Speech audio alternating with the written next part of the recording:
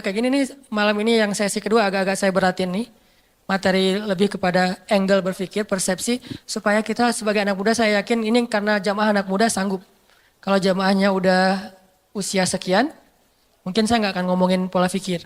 Lebih kepada ngomongin masalah sakaratul maut atau apalah. Jangan flat lah. Masa kita katanya cinta tapi flat, hambar, kayak plain gitu, kayak jalan tol. Kan nggak enak ya? Pernah kenal ada orang yang flat? Sama teman misalnya flat banget tuh.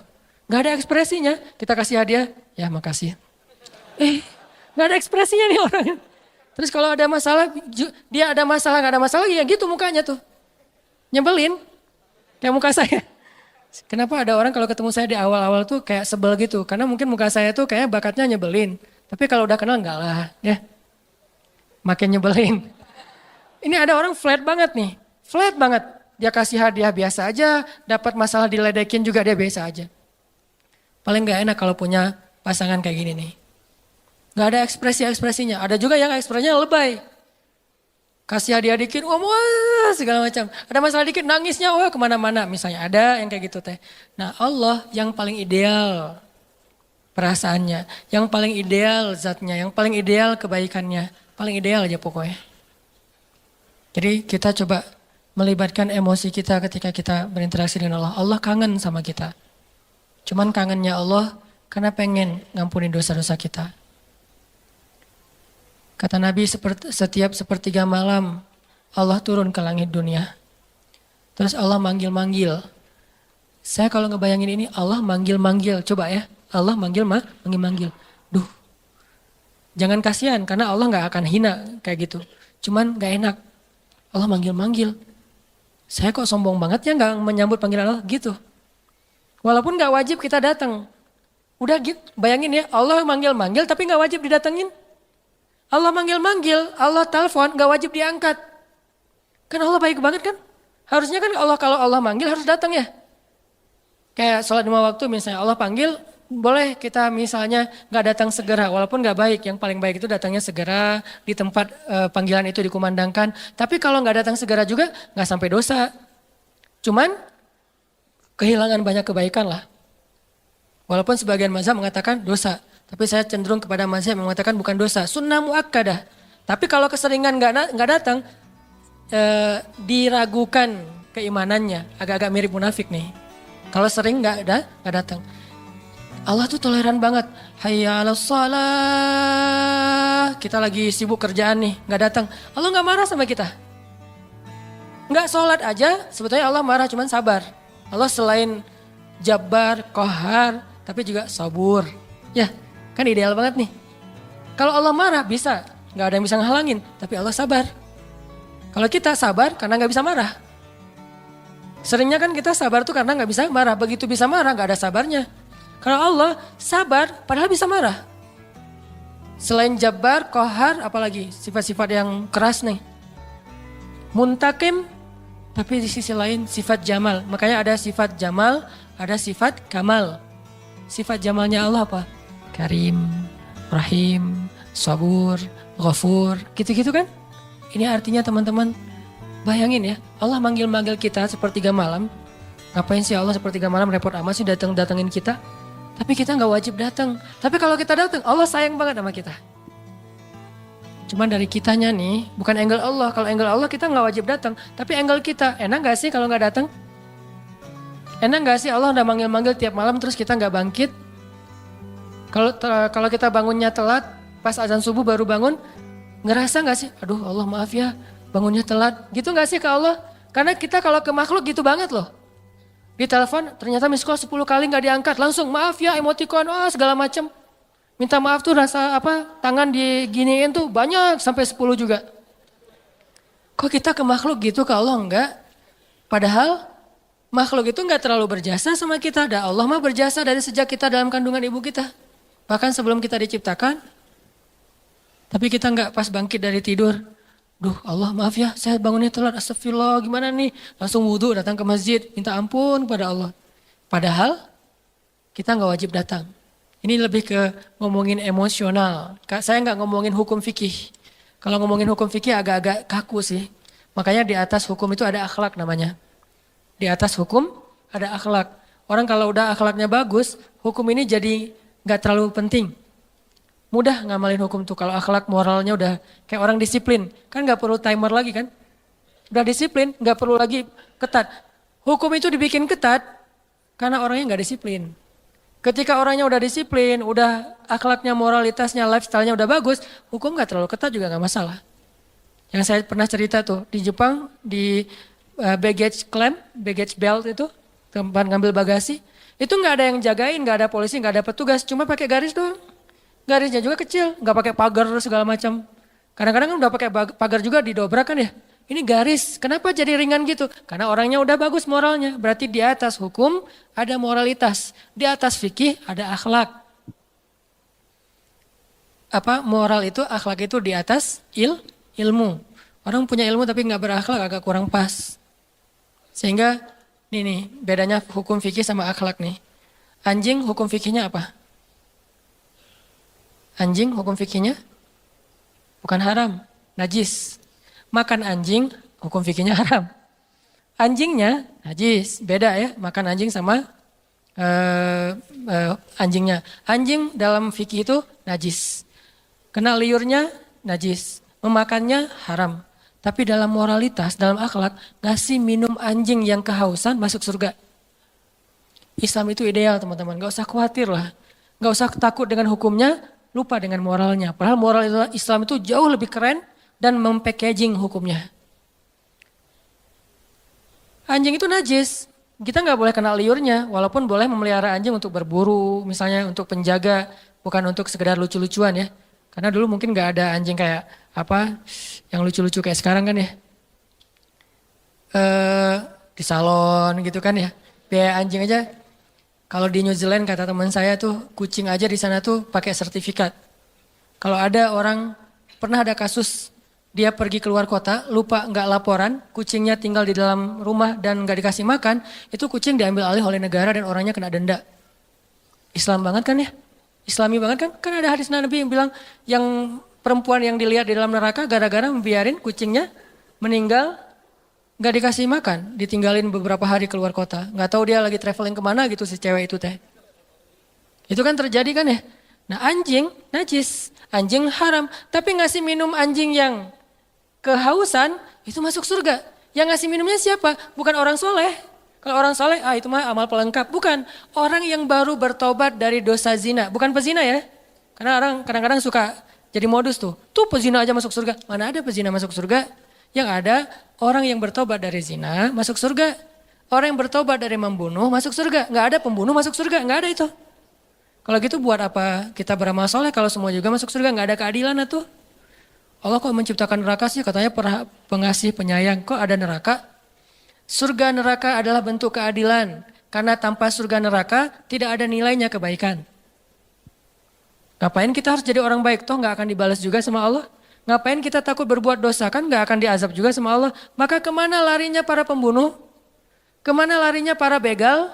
Kemana larinya orang-orang yang menzalimi orang lain? Terus di mana hak para korban? Kalau tidak ada surga neraka.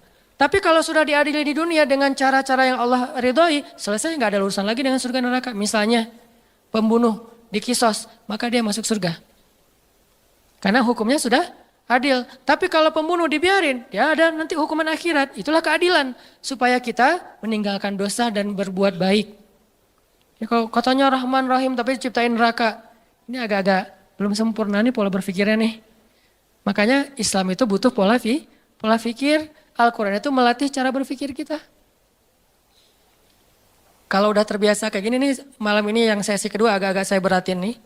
Materi lebih kepada angle berpikir, persepsi. Supaya kita sebagai anak muda saya yakin ini karena jamaah anak muda sanggup. Kalau jamaahnya udah usia sekian, mungkin saya nggak akan ngomongin pola pikir. Lebih kepada ngomongin masalah sakaratul maut atau apalah. Walaupun kan kematian sama aja lah ya, semua orang juga rahasia. Tapi biasanya mah kan gitu kan ya. Kenapa di kampung sering ada tahlilan? Berarti di kampung lebih banyak orang meninggal. Karena di kampung yang tersisa orang-orang tua. Di kota kenapa jarang tahlilan? Karena masih muda-muda. Saya tinggalnya di kampung loh. Satu tinggal di kampung, satu tinggal di kota. Ya gitu aja, nggak usah dijelasin. Kenapa saya milih kampung? Memang kita senang suasana di rumah saya kan belakang tuh ada kayak backyard gitu kan, ada kayak kebun kecil. Terus kita kalau sholat duha, kalau ngomong tahajud kan riya duha aja lah yang semua orang juga bisa. Duha itu di kebun. Karena salah satu hobinya Abdullah bin suaminya Asma bin Abu Bakar siapa? Zubair. Abdullah bin Zubair itu hobinya sholat di bawah langit kalau duha. Akhirnya kita kalau duha sesekali itu sholatnya di kebun. Sengaja milih yang Cihanjuang atas, yang airnya masih mau mandi aja sayang nih air terlalu bening nih dipakai mandi gitu kan ya. Layak diminum. Cihanjuang atas sama yang agak di perkotaan. Kalau di perkotaan biar mudah aktivitas. Kalau yang di atas biar tenang. Di atas hampir tiap bulan ada kasus orang meninggal. Kenapa? Di kampung. Saya nggak ngambil kompleks, sengaja ngambil kampung. Kalau di bawah jarang ada yang meninggal. Kenapa? Anak-anak muda. Walaupun tetap rahasia Allah. Nah karena ini anak muda saya ngomonginnya tentang persepsi. Tentang pola pikir. Supaya nggak ada lagi muncul istilah. Ah ini mah urusan pribadi saya sama Allah. Nih persepsi nih. Opini publik kan. Ini mah urusan pribadi saya sama Allah. Ketika kita menasehati teman kita bukan pengen ikut campur urusan dia. Kecuali kalau kita ikut campur masalah keluarganya. Tapi kalau masalah amal soleh, memang Allah yang nyuruh. Wa tawasau bil haq, wa tawasau bisab. Tinggal nasihatinya dengan cara yang baik. Bil hikmah, wal mau'izatil hasanah. Kalau dibantah, wajadilhum billatihi ahsan. Balas dengan cara yang lebih baik, senyumin aja. Salamun. Bukan berarti kita cuek. Kalau kita nggak nasihatin, manusia itu susah sadar. Jangan tunggu ilham dari langit. Karena kalau datang ilham dari langit berat. Lewat musibah, lewat masalah. Mending dinasihatin teman kita. Jadi bukan urusan pribadi saya sama Tuhan saya.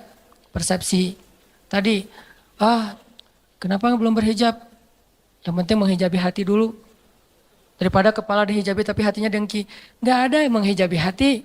Menghijabi hati itu gak bagus. Khatamallahu ala qulubihim. Allah menutup hati mereka. Siapa mereka?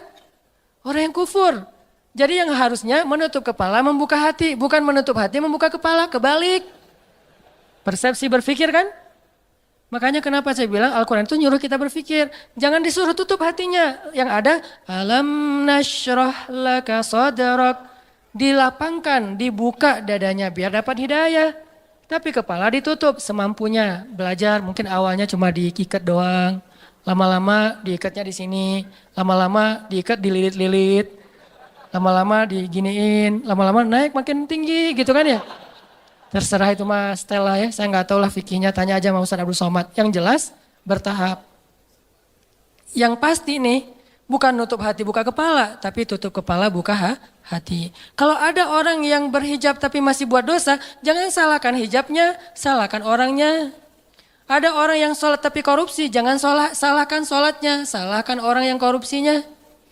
Dan jangan bilang gini, mending saya nggak sholat dan nggak korupsi. Daripada dia sholat tapi korupsi. Dia sholat dapat pahala, korupsinya dosa. Kamu nggak sholat dosa dan nggak korupsi dapat pahala. Masing-masing kebaikan dan keburukan itu ada bagiannya sendiri-sendiri. Jangan dibentur-benturin. Nggak ada mending-mendingannya. Mending mana nih? Orang yang banyak amal soleh tapi riya dengan orang yang banyak dosa terus dia taubat. Mending mana? Susah mendinginnya ya. Makanya ada yang bilang gini teman-teman. Kadang-kadang salah ngomong mungkin ya, beberapa penceramah pernah ngomong gini. Lebih baik orang yang banyak dosa lalu bertaubat daripada orang yang banyak amal soleh tapi riya. Benar nggak tuh? Lebih baik orang yang banyak dosa lalu bertaubat daripada orang yang banyak amal soleh lalu riya. Gak ada cerita orang banyak dosa lebih baik daripada beramal soleh. Terus kata yang benarnya gimana? Lebih baik orang yang bertobat dari dosa daripada orang yang riya akan amal soleh. Itu bahasanya. Tipis kan? Yang tipis-tipis ini kita belajar di Mesir. Supaya nggak salah ngomong. Saya kalau memperkenalkan teman saya misalnya satu grup gitu ya. Seorang ulama di Mesir yang saya pernah bilang audisi. Saya kan pernah ikut audisi di TV Mesir untuk baca Al-Quran. Namanya As-Saud Az-Zahabi, suara emas, seruling emas judul acaranya. Diseleksi dari ratusan orang cuma 5 orang yang bisa masuk tayangan TV, Iqra TV itu. Nah pas audisi ada 3 juri. Di tengah yang juru bicaranya. Kayak di Got Talent gitu kan. Di tengah dia bilang, saya Abdullah, juri bidang tajwid. Di sebelah saya, sebelah kanan saya Syekh Abdurrahman, beliau juri di bidang seni. Yang sebelah satu lagi, gak dibilang sebelah kiri. Saya duduk di sebelah kanannya Syekh Yusuf. Ini ulama kita nih, teliti. Saya duduk di sebelah kanannya Syekh Yusuf. Gak mau bilang di sebelah kiri saya, gak boleh. Kurang beretika. Saya duduk di sebelah kanannya Syekh Yusuf. Beliau juri di bidang fasoha misalnya atau hafalan. Telitinya ulama. Al-Quran lebih teliti dari itu. Nabi lebih teliti dari itu. Makanya bahasanya bukan lebih baik orang yang berbuat dosa lalu bertaubat daripada orang yang beramal tapi riya. Enggak ada orang berbuat dosa lebih baik daripada orang beramal. Yang ada lebih baik orang yang bertaubat dari dosa. Kan taubat emang lebih baik dari riya kan? Lebih baik orang yang bertobat dari dosa daripada orang yang riya akan amal-amalnya. Itu benar kalau kayak gitu teh. Supaya nggak jadi opini publik yang mengatakan, belum tentu dia lebih baik yang lagi buat dosa nih. Belum tentu dia yang lagi sholat nih. Belum tentu yang sholat yang ke masjid itu lebih baik. Bisa aja yang berbuat dosa lebih baik ntar dia masuk surga. Nggak ada orang berbuat dosa masuk surga. Yang ada orang habis berbuat dosa taubat gara-gara taubat masuk surga. Tuh ada tuh. Katanya pelacur tapi masuk surga. Mana? Itu yang ngasih minum anjing, dia bukan pelacur. Dia udah bertaubat, jangan bilang lagi dia pezina. Dia udah bertaubat, udah baik, udah soleha. Setelah dia bertaubat, saking dia serius bertaubat, dia gak ngeremehin amal soleh. Sampai anjing aja dikasih minum. Karena buat dia itu amal soleh, dia ngerasa selama ini saya kurang amal nih. Sekarang saya mau tamak nih. Mau rakus dengan amal soleh, apa aja saya lakuin. Termasuk ada anjing yang kehausan, saya kasih minum. Terserah berapa aja pahalanya. Gitu kan? Saking semangatnya nih. Dan Allah tidak meremehkan amal hambanya. Seorang yang udah banyak dosa kalau bertobat, amalnya cuma sedikit, yaitu kasih minum anjing bisa masuk surga. Itu pesannya kayak gitu tuh. Jadi kita habis tobat nih, belum amal soleh nih, masuk surga. Kalau udah tobat. Buktinya yang membunuh 100 orang, udah beramal soleh belum? Belum. Satu-satunya amal soleh dia apa? Taubat. Satu-satunya amal soleh dia adalah taubat, masuk surga. Jadi nggak ada cerita pembunuh masuk surga, pezina masuk surga, nggak ada. Yang ada orang yang bertobat dari membunuh masuk surga. Orang yang bertobat dari berzina masuk surga. Ini cara kita menilai Allah Subhanahu wa taala.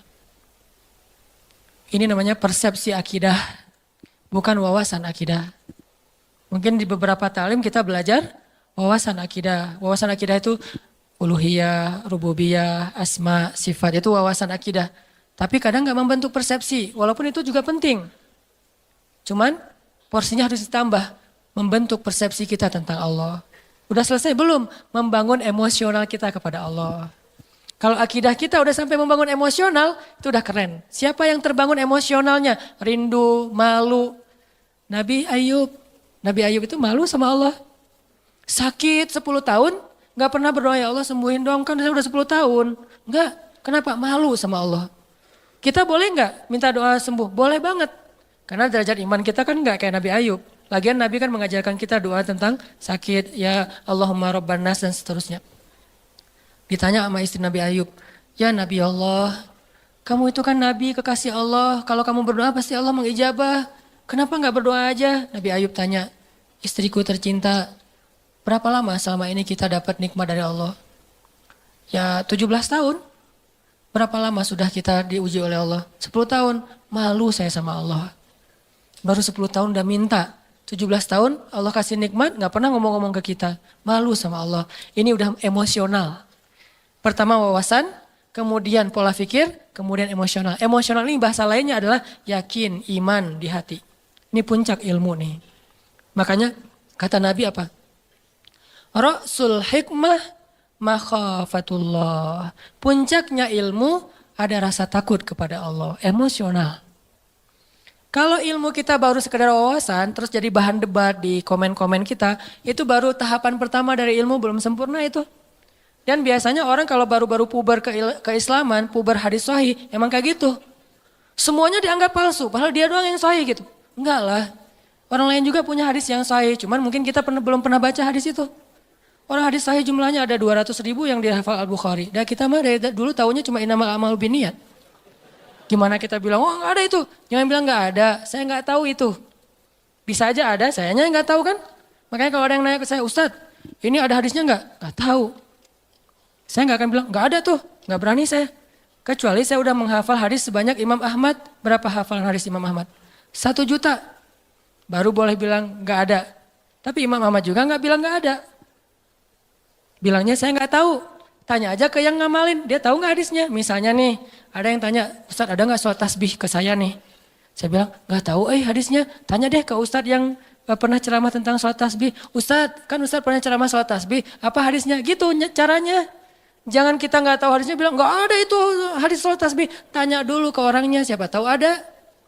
Kalau ada, nanti katanya sahih. Enggak, kata Ustadz itu dhaif. Nah, ulama juga tentang hadis sahih dan dhaif berbeda pendapat. Ada ulama bilang ini dhaif, yang ini bilang sahih. Kecuali hadis palsu itu nggak ada beda pendapat. Kalau dhaif mah ada beda pendapat. Hasan, dhaif, sahih. Kalau mutawatir insya Allah nggak ada beda pendapat. Ini artinya emosional. Malu ke Allah, nggak enak ke Allah. Kayak Nabi Muhammad SAW tuh. Nggak enak sama Allah kalau nggak bangun tahajud. Sampai sholatnya getol banget. Sampai kelihatan kakinya itu udah keras gara-gara sering tahiyat. Ini beliau hitam gara-gara sering sujud. Makanya saya nutup, nggak mau riak. Nggak ada juga. Nah ini Nabi segitu-gitu amat tuh sholatnya. Ditanya sama istrinya. Dalam riwayat yang lain ditanya sama Abdullah bin Mas'ud. Kenapa gitu-gitu amat? Saya pengen bersyukur kepada Allah. Maksudnya nggak enak sama Allah udah dikasih nikmat banyak. Masih ibadahnya biasa-biasa aja gitu. Wawasan, persepsi, emosional. Kalau kita udah sampai punya rindu ke Allah, udah kuat nih. Udah level 3. Kalau baru sekedar faham Allah, level 2. Kalau cuma tahu Allah, level 1. Kalau enggak sama sekali, ini bermasalah nih. Yuk kita belajar kalau gitu. Kadang-kadang enggak level 1, dia enggak terlalu tahu tentang Allah, tapi langsung punya emosional. Ada yang kayak gitu, kayak Bilal tuh. Bilal tuh enggak ngerti ayat-ayat tentang tauhid secara detail kayak Ibnu Abbas. Tapi dia langsung yakin sama Allah, ada yang kayak gitu. Makanya tempatnya ilmu di dalam hati. Tempatnya hafalan di dalam kepala. Kata ulama. Lahum qulubun la yafqahuna biha. Mereka punya hati tapi gak ngerti. Jadi teman-teman, Allah aja kangen sama kita.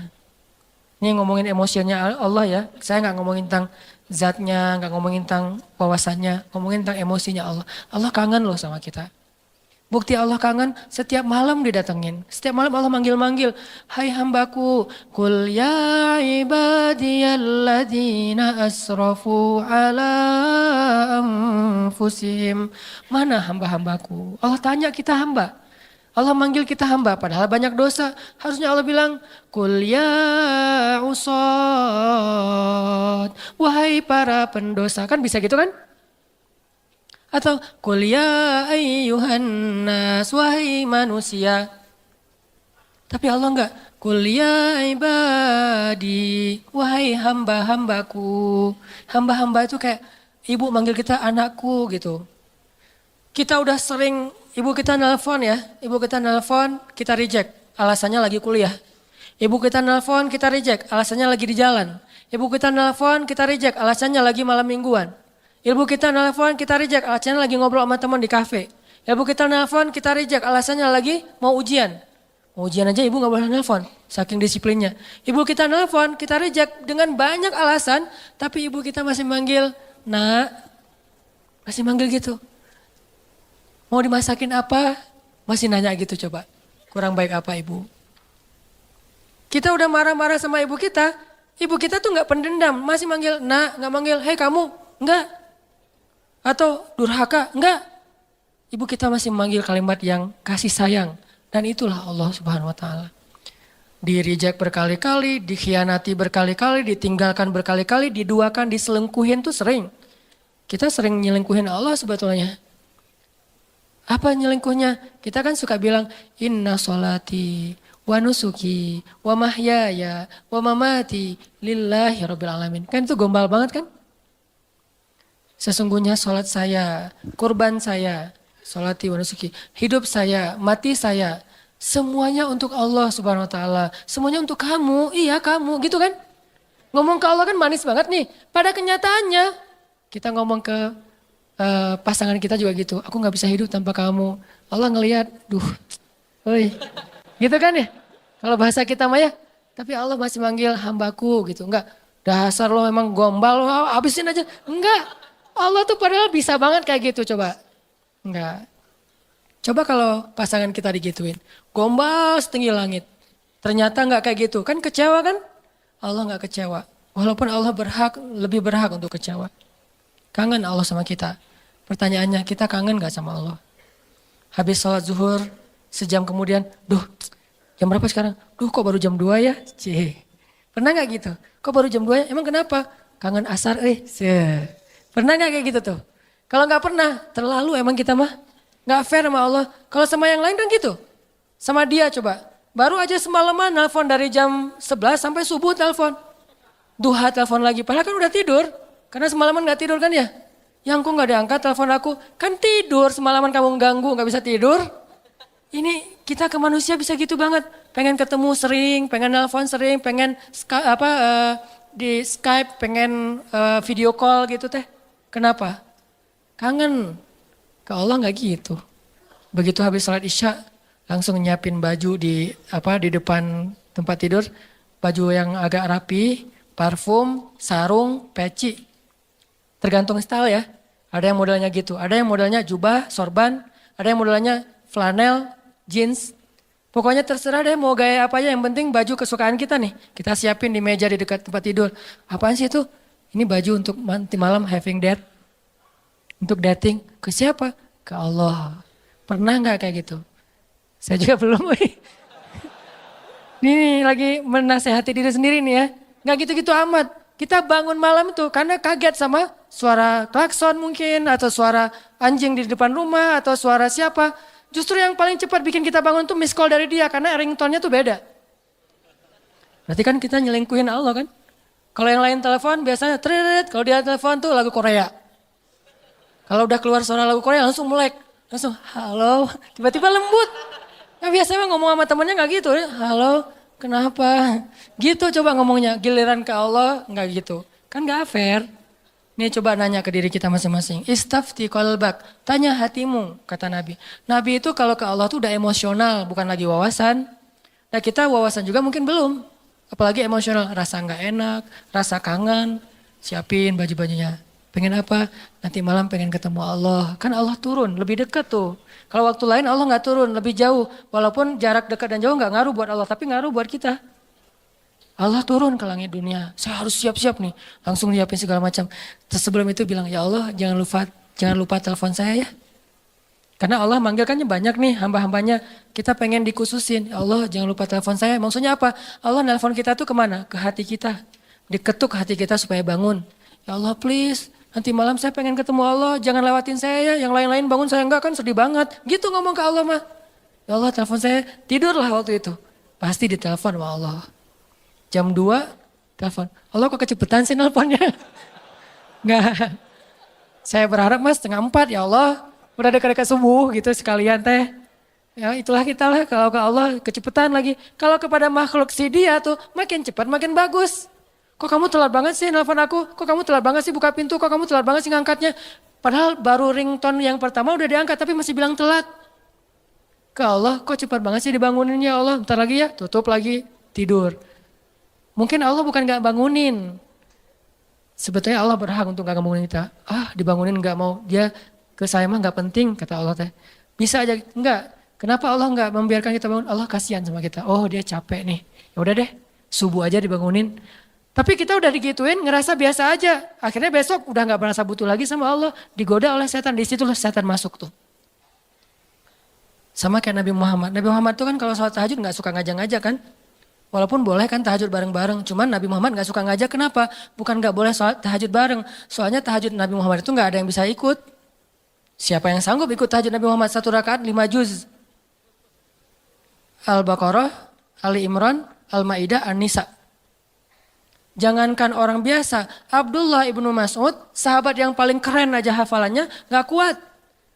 Wah Nabi Muhammad lagi tahajud, ikutan Allahu Akbar, Alif Lam Mim, Al-Baqarah, hafal banget lah itu mah. Satu halaman pasti hafal banget lah ya. Halaman kedua, semangat, halaman ketiga, lembar kelima dan segala macam. Wah, nggak benar nih, terbalik. Mulai nih. Dan itu yang dirasakan Abdullah ibnu Mas'ud. Mulailah muncul dzunun, prasangka-prasangka buruk dalam diri saya. Terbalik, udah mulai kayak gitu nih. Kok lama banget sih? Kayaknya lagi ngejos nih. Tapi mudah-mudahan nanti habis ini rakaat berikutnya enggak. Sampai selesai Al-Baqarah. Mudah-mudahan habis Al-Baqarah. La yukallifullahu nafsan illa usaha. Abdullah udah gini-gini. Wah ada ruku nih. Bahasa kita mah ya. Kan tadi gini lama. Aduh. Dan nih ruku. Alif lam mim. Wah. Ali Imran coba. Wah Ali Imran 1 juz lebih. Mudah-mudahan habis Ali Imran ditahan-tahan nih. Mudah-mudahan Nabi nggak ingat lagi ya An-Nisa, lupa kayak. Kalau udah lupa kan ruku. Kalau bahasa kita mah ya. Ya ayyuhan nasu taqu rabbakum An-Nisa. Hampir kata Abdullah saya batalin. Itu sekali-kalinya first and last sholat di belakang Nabi. Sholat Nabi kan? Makanya Nabi itu gak mau ngajak-ngajak tahajud. Bukannya gak boleh bareng-bareng. Nabi tahu diri lah. Tahu diri. Kalau kita tahu diri gak ngajak-ngajak. Soalnya tahajudnya mepet-mepet ke azan subuh. Tahajud 2 rakaat, witir 1 rakaat. Kalau enggak sekalian aja witir udah disatuin dengan tahajud 1 rakaat. Sholat tahajud. Saya sering sholat tahajud 1 rakaat, witir doang. Kenapa? Karena pas lihat jam 4 lewat 5 azan. Ya udah witir aja deh. Saking gak solehnya. Nabi saking solehnya gak berani ngajak orang. Ini juga kedewasaan Nabi nih. Beliau kalau ngasih contoh, kasih contoh yang bisa ditiru. Kalau melakukan yang gak bisa ditiru, gak mau nyontohin ke orang lain. Kalau kita kebalik, giliran dilihat orang lain yang gak bisa ditiru. Giliran sendiri, yang orang lain semua bisa lakuin juga. Artinya kita tuh kurang bijak, pamer. Nabi kalau sholat sunnah qabliyah di rumahnya 4 rakaat. Kalau di masjid 2 rakaat. Supaya bisa ditiru. Ketika ditanya kok gitu Nabi? Likaila yakuna harajan li ummati. Supaya gak ngeberatin kalian. Coba. Ini emosional Nabi nih. Bahasa fikihnya sariratun Nabi. Kan Nabi itu ada surah, sirah, sariroh ya. Surah, jenggot, rambut segini. Itu rambut 2017 banget lah pokoknya. Rambut zaman now. Terus jubahan. Terus sorbannya Nabi itu kan kalau di ini satu di depan, satu ke belakang kan ujungnya. Itu surah. Kalau sirah, kehidupan sehari-hari Nabi, sikap-sikap Nabi. Nah yang jarang dibahas itu teman-teman sariroh, perasaan Nabi. Nabi itu gak mau ngeberatin kita. Kalau ngasih contoh yang bisa kalian tiru aja deh. Makanya Nabi kalau tahajud gak pernah ngajak Aisyah. Aisyah tidur, Nabi ke kamar mandi, wudhu, udah gitu sholat. Sholatnya di mana? Di sebelah Aisyah. Kenapa? Nabi tahu Aisyah itu kalau malam suka raba-raba nyari Nabi. Kalau nggak kepegang Nabi dia bangun. Nabi nggak pengen ngebangunin Aisyah. Coba. Kalau kita istri yang soleh kok belum bangun? Masih mending. Aduh ya Allah pengen banget istri kayak Khadijah bukan kayak gini. Lebih fatal lagi. Aisyah aja nggak dibangunin sama Nabi. Jadi kalau nanti udah punya ya. Maaf kalau belum punya nggak bisa diperhatikan. Kalau udah punya jangan bangunin. Saya juga gak pernah bangunin istri soalnya gak bangun juga. Nabi mah gak pernah bangunin istri kecuali emang dalam kondisi Aisyah waktu itu gak capek. Nabi perhatiin banget hari ini Aisyah ngapain. Oh, kita kan gak peduli. Tahajud. Mama kan udah sering ikut talim masa gak bisa tahajud? Ya udah sering talim tapi capek siangnya dia ngurus anak, dia nyuci, dia segala macam. Dia jagain harta kita, rumah kita, keluarga kita. Dia mondar-mandir ke pasar. Mungkin tadi pergi ke pasar beli cabai lupa, beli garam lupa, lanjut lagi. Kita harus tahu, oh seharian Aisyah capek, ya udah malamnya saya tahajud sendiri. Begitu witir baru Aisyah dibangunin. Adegan pakai nano spray itu adegan witir, bukan adegan tahajud. Aisyah gitu. Oh ya udah, Aisyah masih apaan sih kalau bahasa kita? Kak Aisyah tuh raba-raba kalau lagi malam. Nabi mana? Karena dekapan Nabi itu kan paling hangat ya. Karena dia mendekap bukan dengan fisiknya doang, dengan hatinya. Pokoknya udah hangat banget lah dekapan Nabi. Cowok paling romantis se-Eropa tuh Rasulullah SAW lah. Kalau kita mau tahu gimana romantisnya Nabi, saya udah lagi gak mood bahas romantis-romantisan ya. Satu saat aja. Tapi bukan saya nih yang romantis ya, Nabi. Saya mah cuma belajar dikit. Nabi itu paling hangat. Nabi pegang tangan istrinya biasa. Kita mau megang, kursi aja lah. Nggak ada calonnya nih. Masa mau dipegang, siapa yang dipegang? Pas dipegang calon mertua. Apa-apaan lo? Astagfirullah. Kan bahaya tuh. Masa megang tangan calon mertua yang kekar gitu. Bahaya. Nabi Aisyah witir. Karena pas Nabi lagi sholat, Nabi itu sholat kakinya itu di sebelah Aisyah. Dan Aisyah tuh nyari-nyari jempol Nabi. Itu juga dalil bagi sebagian mazhab ya, enggak semuanya. Bahwa menyentuh istri tidak batal wudhu. Sebagian lain mengatakan beda. Allah alam bab fikihnya. Karena ada juga dalil kalau habis wudhu Nabi itu cium Aisyah ke masjid. Wudhu, cium. Itu ritual ya, tutorial ke masjid. Wudhu dulu awalnya ketika mendengar azan, siwak. Siwak mah boleh pakai kayu siwak, boleh pakai gosok gigi, terserah, yang penting bersihin mulut. Siwak, udah gitu berwudhu, udah gitu pakai pakaian yang bagus, parfum, cium istri. Makanya nggak bisa ngamalin sunnah kalau belum susah. Banyak yang nggak bisa diamalin. Garing kan, parfum segala macam, langsung ke masjid, garing Harusnya parfum, ada sesuatu. Jadi jangan ngelangkahin sunnah dong. Runtutannya harus rapi. Siwak, wudhu, pakai baju yang bagus, parfuman. Nah, bagian apa? Terserah. Mau di pipi, mau di jidat. Ya itu ajalah 2. Pipi atau jidat, udah. Dan kecupan itu penuh kasih sayang. Istri juga pasti gituin, itu kayak mentransfer amal soleh ya. Mentransfer kebaikan. Istri langsung pasti gituin, oh iya ya sholat. Jadi jangan bilang, ma sholat, enggak. Wudhu, parfum, cium. Oh tanda udah waktunya sholat. Kan keren banget ya alarmnya ya. Jangan pakai alarm, ma sholat, ma udah azan. Jangan, enggak keren, terlalu mainstream. Alarm sholat dari suami ke istri itu adalah kecupan. Kalau di kantor gimana Ustaz? Kirim aja emoticon kecupan. Jadi kalau udah jam 12 muncul tuh emoticon kecupan. Oh waktu sholat. Kan keren ya? Sunnah banget lah itu. Makanya ngelihat sunnah tuh dari angle kekinian. Biar lebih bisa praktekinnya agak-agak nyaman gitu. Ini ternyata, tadi ngomong kenapa jadi kesini? Susah dibendung Intinya mah ada sariroh. Nabi itu perasaannya luar biasa. Makanya Nabi pas lagi sholat jempolnya di dekat Aisyah. Aisyah tidur kan, tidurnya mereka di bawah ya. Kayak orang Jepang gitu, nggak pakai spring bed segala macam. Di bawah tidurnya karena memang sederhana. Aisyah pas lagi tidur cari-cari jempol Nabi. Oh ada jempolnya, Nabi sholat. Kalau kita pas dijempolin gitu, sok-sok khusyuk gitu, nggak boleh disentuh makhluk. Ini saya lagi menghadap Allah, makhluk minggir. Allahu Akbar. Nggak gitu-gitu amat lah, sholat mah. Sholat juga tetap romantis. Sholat jempolnya dipegangin. Itu sholat romantis tuh teh. Jangan mentang-mentang udah sholat jadi kaku. Makanya orang kalau beragama jangan jadi kaku. Justru harusnya jadi rahmah. Makin ngerti agama makin rahmah. Jangan makin ngerti agama makin kaku, makin strike. Jangan, kebalik.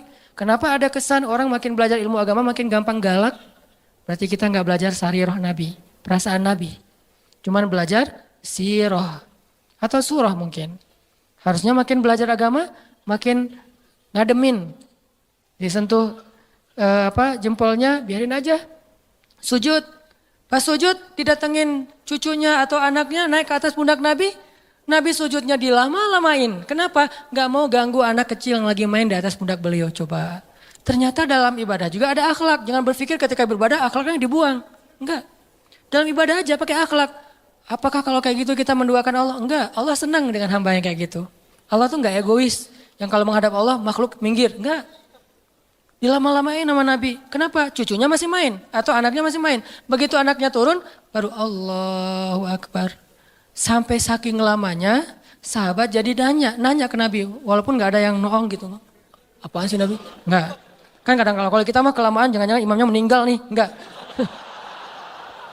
Kan ada yang meninggalnya husnul khotimah gitu kan. Lagi sholat, husnul khotimah meninggal. Nih imam soleh banget sih meninggal lagi sholat. Nih gimana dengan kita nih?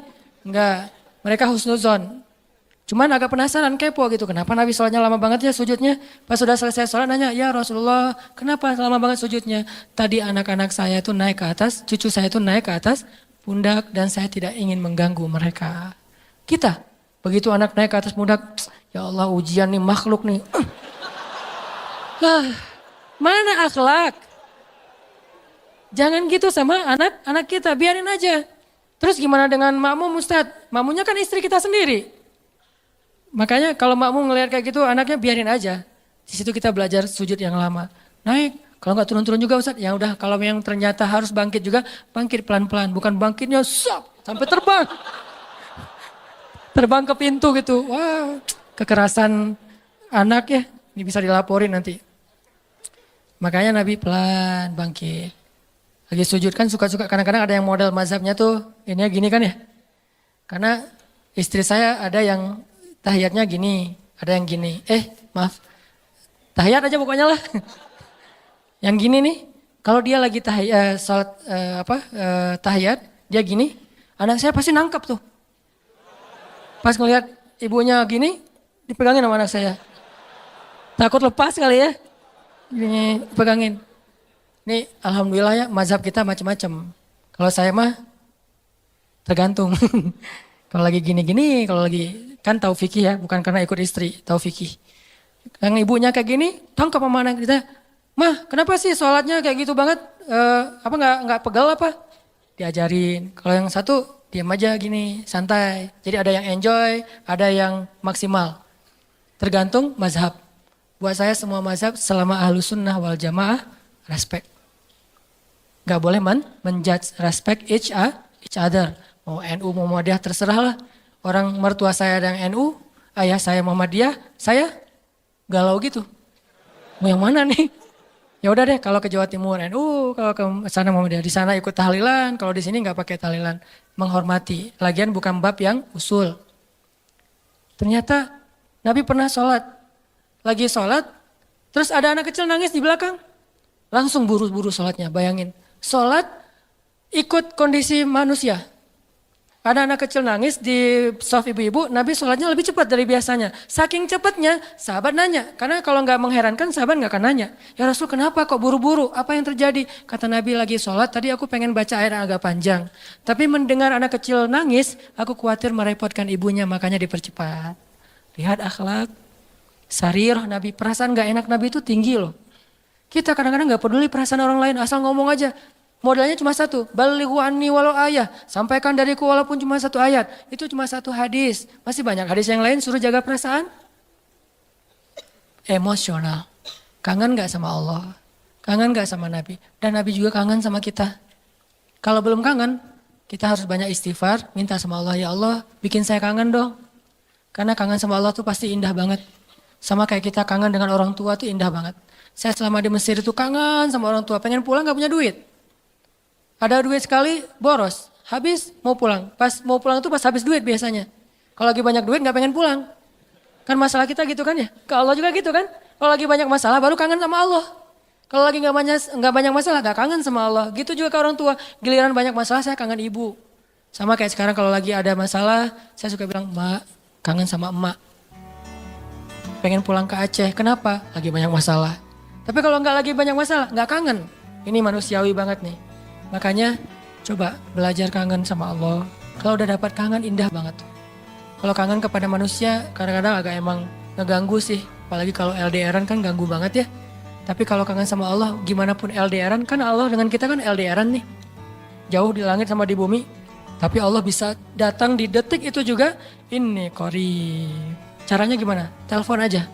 Wa idza sa'alaka ibadi anni, langsung inni qarib. Seolah-olah Allah ngomong gini, kan kita tuh jauhan ya hambaku, tapi kalau kamu telepon aku langsung datang seketika itu juga. Gitu maksudnya.